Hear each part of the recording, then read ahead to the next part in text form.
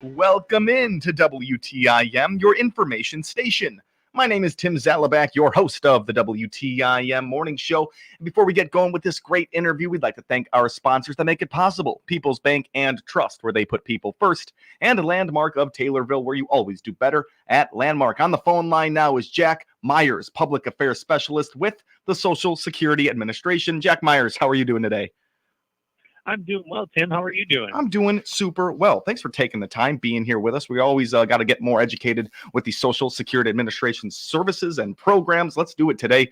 First off, we're going to talk about some ABLE programs preparing to expand eligibility. This seems like it's some really great information to know for some families out there. Yeah, absolutely, Tim. And, this isn't necessarily solely related to Social Security. This is something that goes along well with one of the programs we offer, our SSI program. But it is something that's important to a lot of people. So I thought it would be a good topic for us to cover. Coming off of this past December, the 9th anniversary of the signing of the Achieving a Better Life Experience, or ABLE for short, Act. Basically, the first ABLE program opened in 2016, and nowadays there are 46 states as well as Washington, D.C. that have ABLE programs. But what that means is it allows people with disabilities to save money without losing access to important benefits.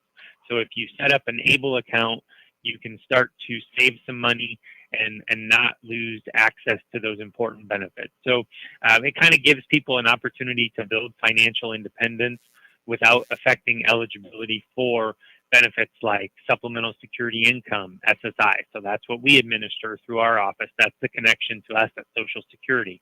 But it also helps you not lose eligibility for Medicaid, which is important, obviously, because that's going to be health insurance. HUD, the housing assistance you can get through the federal government.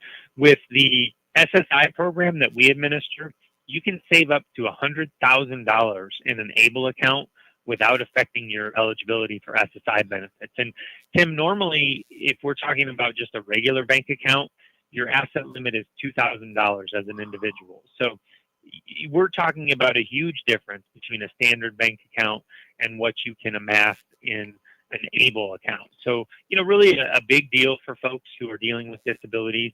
There are, of course, requirements in order to get an ABLE account. A person must have become disabled prior to the age of 26. But that's something that is going to be changing in the future.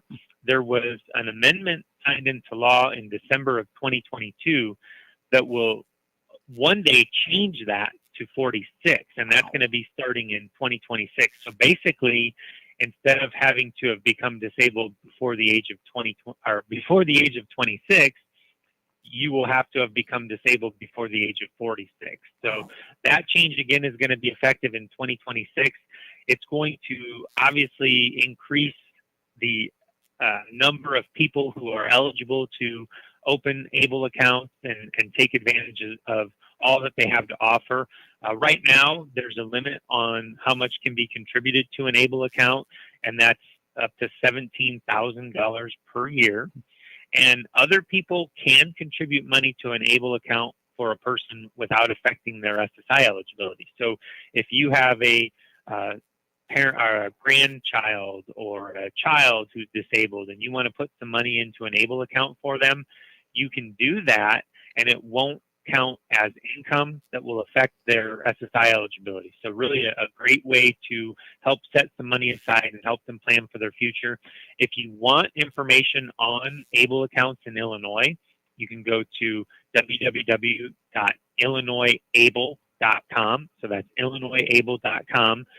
You don't have to create an ABLE account with your own state, but I think it's always a good idea to check what your state offers first, see if it's the way you want to go. And then if not, you can look into ABLE accounts that are offered in other states, because as I mentioned, these days there are 46 states plus Washington, D.C. that have ABLE programs. Wow, this is just such important things to know right there. When you're talking about money and in a regular account, only $2,000. If you have over $2,000, your Social Security income there is kind of cut off unless you have this ABLE account set up. We're hearing that correctly? So one thing I want to clarify is it would affect your SSI, your supplemental security Okay. income, because that's the needs-based program. You have to have limited income, limited resources in order to qualify for SSI.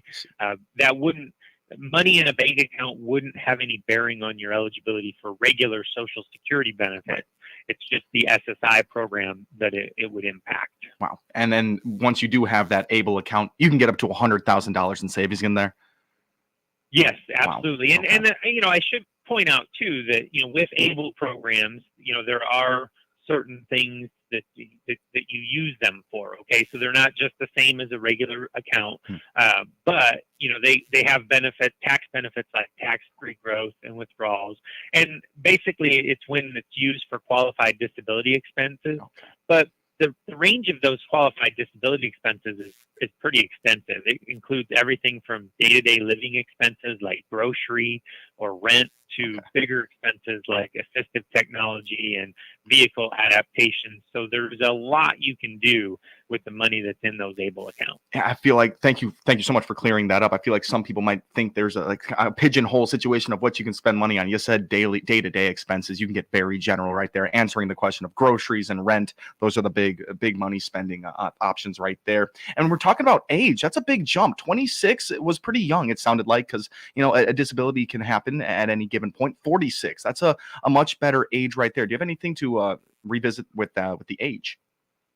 Well, I think that's going to obviously expand enormously the number of people who can qualify to open an ABLE account. So I was real happy to see that. And again, that change is going to be coming to, it was signed in 2022, but it's going to be effective in 2026. So, if you're somebody who became disabled after the age of 26, but before the age of 46, and ABLE wasn't available to you previously, keep this on your radar because, starting in 2026, this is going to be available to you. Wow. So a pretty large window right there of people that will find some coverage. That's pretty, really important information to know right there. And it can all be found at illinoisable.com. We're talking about disabilities right now. So Mr. Jack Myers, things to consider when your child with disability turns 18. There's probably some important things that you should be signing up for or things like that. Yeah, there definitely are things to consider. So, obviously, anytime your child turns 18 and they legally become an adult, it's an important time in a parent's life. It's an important time in a child's life. But it can be especially important if your child has disabilities. And there are things that you need to consider as they transition in the eyes of the law from childhood to adulthood. One of the areas that you want to be thinking about is, stuff like health and welfare decision making. When your child turns 18, you can no longer make certain decisions for them, but there are ways you can stay involved. One of the big ways is, through us at Social Security, if they're getting benefits or if they're going to start getting benefits from Social Security or the SSI program, we have what's called the Representative Payee Program. So if your child needs assistance managing their funds that they receive from Social Security or SSI, you can apply to be payee so that those funds come to you and you're responsible for making sure that their needs are met and that their money is spent wisely. You also would then have the ability to report changes and talk to us about updates and things like that. So, that's called the Social Security Representative Payee Program, and you would apply for that through us at a Social Security office, and it would really only pertain to their Social Security, SSI, things like that. Now, other aspects of their life may require your intervention as well. And there are a couple things you can look at there. Number one, maybe power of attorney would be good enough for you to do certain things for them. If your child is not able to authorize that power of attorney, then you may have to go the route of guardianship. And so in those circumstances, those aren't necessarily Social Security related issues, but those are things that come up for a lot of our people or a lot of our parents who are helping young adults. So if you need those sorts of things, a lot of times you're going to enlist the assistance of an attorney, especially with guardianship paperwork, but just something to have on your radar, something to be thinking about if your child with disabilities is approaching age 18. And then another thing I want to mention is our SSI program. We talked in the first segment about the fact that SSI benefits are needs-based. So you have to have limited income, limited assets in order to qualify for SSI. So in addition to being disabled or age 65 or older. So if you have a young adult who is disabled and has limited income and resources on their own, but was previously unable to get SSI because they were a minor child and your parental income or assets were too high, when they turn 18, that is a complete game changer, because even if they're still living in your household, as an adult, your income, your parental income and assets no longer count against their eligibility for SSI. So if your income or assets are the only thing that was keeping them from qualifying for SSI through Social Security previously, now that they've turned 18, you want to revisit that and apply to see if they can qualify. So you can get information about that on our website. Go to ssa.gov/SSI. You can read all about the SSI program. But if they're turning 18 and you had never looked into it before because of your income, now is the time. Once they've turned 18, now is the time to get that application filed if you think that they would meet the medical criteria. Absolutely. Many things to be aware of and to consider if you have a child nearing the age of 18 right there. We're sitting down with Jack Myers, Public Affairs Specialist with the Social Security Administration, for all that information. He said it right there. SSA.gov is where you can go. We're taking ourselves a short break. When we come back, we'll have more from Jack Myers right here on WTIM, your information station. Your information station, WTIM. Let's check the markets now on the RFD Radio Network. I'm Jim Taylor. Corn, beans, and wheat all lower at this hour. March corn down 2.5, 4.45 3/4. May corn down 2 pennies, 4.56 December new crop 4.77 3/4, down 2 1/4. March beans 12.11 down 10 3/4. May beans down 11.5. 12.21 1/4, and November new crop 11.90 down 9 3/4. March Chicago wheat 5.90 1/4 down a nickel. July wheat 604.5 down 5 3/4. March bean meal 365 even down 3.30. March bean oil 46.14 up 12 cents. Livestock market at this hour. March feeders 242.62 up 247. February live cattle 178.05 up 70 cents. February lean hog 76.40 up a nickel. Energy market. March crude oil, 76.87, up $1.02. Jim Taylor on the RFD Radio Network. This is Bill Wise with the latest Appetite for Pork report. Today, I'm talking with Dr. David Newman, Senior Vice President of Market Growth at National Pork Board, about how your pork checkoff dollars are working to bring more U.S. pork to tables around the world. Dr. Newman, the pork checkoff is always working to drive demand for U.S. pork. For consumers here at home, how are you encouraging them to buy more? Traditionally, the consumer in the U.S. has been from the boomer generation. They've been heavy pork users. They know what they like. But as boomers start to eat less pork and they start to exit the marketplace, we need to be focused on this consumer of the future, millennials and Gen Zs. They have tremendous purchasing power. And as that purchasing power shifts into these new generations, we need to make pork relevant to these buyers. Thanks again, David, for talking with us today about how the pork checkoff is building a bigger appetite for U.S. pork. You can find out more information at porkcheckoff.org/radio. More than 80 million Americans depend on AM radio for their news, weather, sports, and a community connection. It's the backbone of the emergency alert system. It's critical that we keep AM radio in cars, because when cell and internet services are down, this free emergency service could be your only lifeline. Text AM to 52886 and tell Congress we need AM radio in cars. Message and data rates may apply. You may receive up to 4 messages a month, and you may text STOP to stop. This message furnished by the National Association of Broadcasters. Now's the time to join the Taylorville Estates Assisted Living family and ignore Old Man Winter. Get your name on the waiting list. Book a tour by clicking the Taylorville Estates Assisted Living icon at TaylorvilleDailyNews.com and stop shoveling snow. Hi, this is Will Perkins with Taylorville Community Credit Union. Find out about all the products and services we provide by clicking our icon at TaylorvilleDailyNews.com.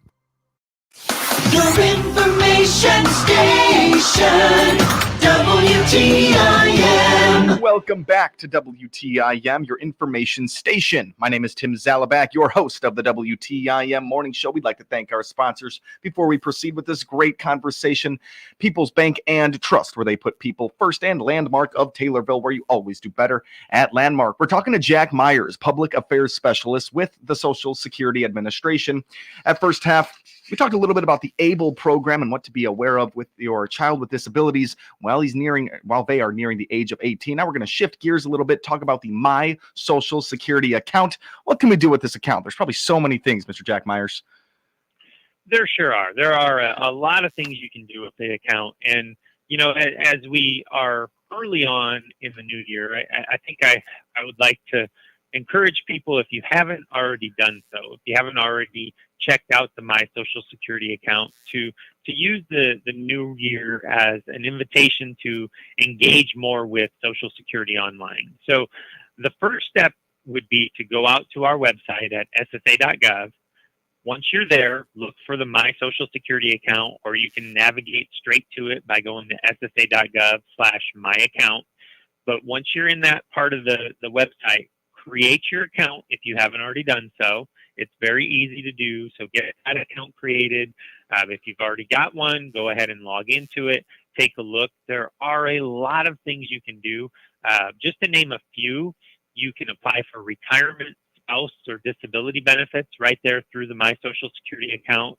You can apply for Medicare if you're ready for your Medicare to start. If you've already applied for something or you've appealed a decision that we've made, you can go into your My Social Security account to check the application status. So it's a really good way just to make sure that, everything's still going forward and your application was filed and that sort of thing. You can request a replacement Social Security card through the My Social Security account. Now that's really going to be if you are over, if you have an account set up and then you have a driver's license or a state ID, you can use that to request a replacement card and not have to visit an office. You can get personalized estimates of your benefits. You can get your Social Security statement, which shows your earnings record, proof of how much you get from Social Security. You can change your address if you need to, change your direct deposit information.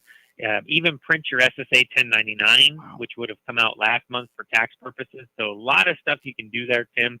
And again, that's at ssa.gov under the My Social Security account. Wow. You bring up some things right there that I think of very important documents like a Social Security card, the 1099 tax form. These are all very important documents and ones that, you might find in a safe in your crawl space somewhere. But these it's providing even services like those where you're not going to have to worry too much. You're going to have the right information. But if you lose those very important documents. Yeah, it's nice to be able to get those things like, we'll touch on the 1099, for example. Yeah. We sent those out in January if you got benefits from us last year from Social Security. But if you're going to file your taxes and you can't find that 1099, the nice thing about the My Social Security account is you can log into the account, you can pull it up, you can print it off, you can get it in real time. So you don't have to wait for something to be mailed to you. You don't have to visit an office. It's just a really efficient way to get those documents and at a time that you might need them. If you're on your way to see your tax preparer, you don't really have time to wait for that to show up in the mail at that point. Yeah, exactly. Very time sensitive stuff right there that you were talking about. And Mr. Jack Myers, we're in our last minute right here. Any final thoughts to kind of summarize the things we talked about today, places people can go for this information, that kind of stuff? Yeah, so just remember, in general, our website, ssa.gov, you want to make sure you're at the .gov, because that is our official Social Security website. You can find all the stuff that we talked about once you're there. If you prefer to talk to us over the phone, give us a call. Our telephone number toll-free is national, is 800-772-1213, and our Springfield number is 877-279-9504. Beautiful. Jack Myers, thank you so much for being here with us today. My pleasure. Thanks for having me on, Tim. Absolutely. That's Jack Myers, Public Affairs Specialist with the Social Security Administration. My name is Tim Zalabak, and you are listening to WTIM, your information station. The Big 870 WTIM Assumption Taylorville, 96.1 W241 CF Taylorville, 107.5 W298 CD Shelbyville, 107.9 W300 EH Payne and Nokomis. President Biden reportedly plans to issue an executive order imposing sanctions on any Israeli settlers involved in attacks on Palestinians in the West Bank. The aftermath